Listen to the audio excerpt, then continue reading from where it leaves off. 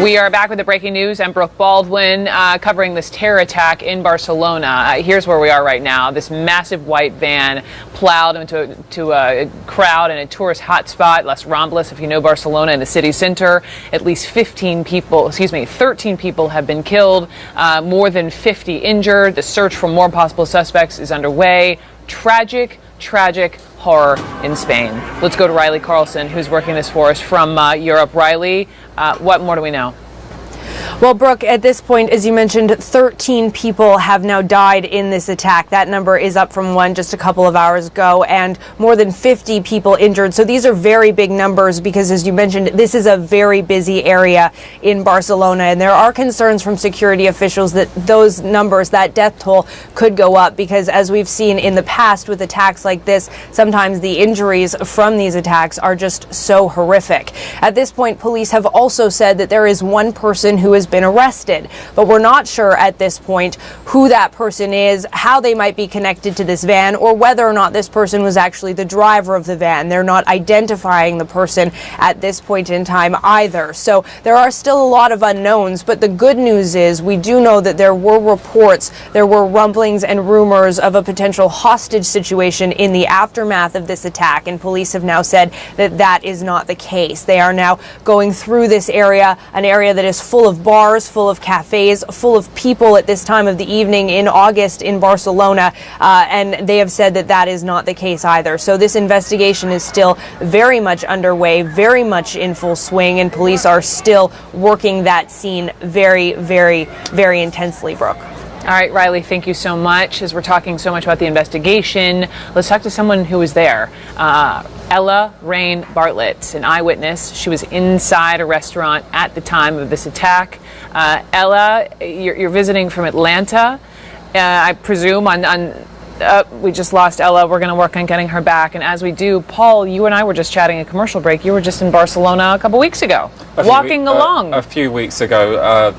Las Ramblas is an area which is absolutely packed with tourists at all times, pedestrians, one of the busiest tourist spots in Western Europe, and there's a road that sort of runs alongside. It's really long. It goes on and on and on, and so what we saw with Nice was that long Promenade des Anglais along the seafront, and the carnage there happening over around a kilometre, a space of boardwalk, and not clear quite how far this van plunged into crowds for, but this is an area that would normally have been absolutely packed with people, and so with terrorists who want to move forward with an attack, they can kind of drive around and figure out where are the biggest crowds going to be. If there's a bollard, a barrier there, well, maybe there's not one here, and they've got all the time in the world to prepare for these kind of attacks. And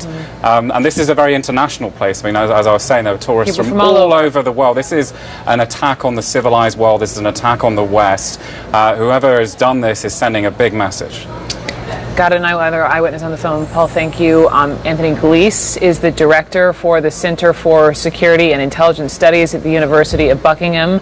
And so, sir, welcome. As we're trying to talk to more eyewitnesses, as you're learning the bits and pieces, as we all are, of this terror attack in Barcelona, your thoughts, sir? Well, I think the significant thing for people like myself who comment from afar is to ask, how could this happen? 32 million people have visited Barcelona this year. Las Ramblas, as everybody who's been there knows, is in many ways a sitting duck target for one of those attacks where Islamists of one hue or another are able to weaponize, hire trucks in order to kill and maim as many people as they can. And in 2016, so-called Islamic State operatives issued a direct threat to people in Spain, saying they wanted to reclaim the historic Islamic land of Al-Andalus, and that attacks were to be expected.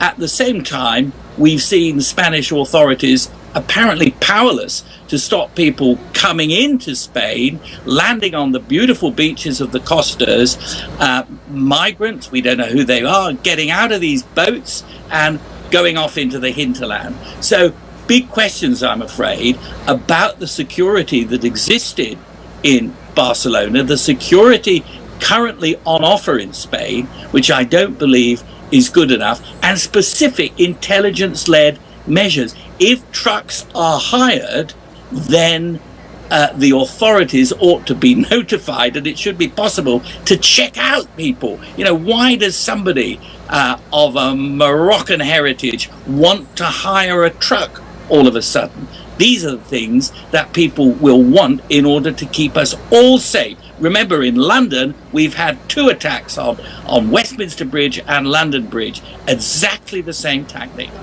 Sure. No, we've mentioned those. We've been mentioning Nice. I mean, the question is, I hear you on saying you're a sitting duck, but you think of, again, the conversation of soft targets, the conversation of main thoroughfares and pedestrian walkways in major cities all around the world, and it's that sort of overarching question. Well, what do we do? I'm going to thank you for now. We're going to slip another commercial break in. We're watching and waiting for this new police news conference from Barcelona, hoping to get a little bit more information. Again, one person has been arrested. This individual is in custody. We don't know if it's the driver of that van or not.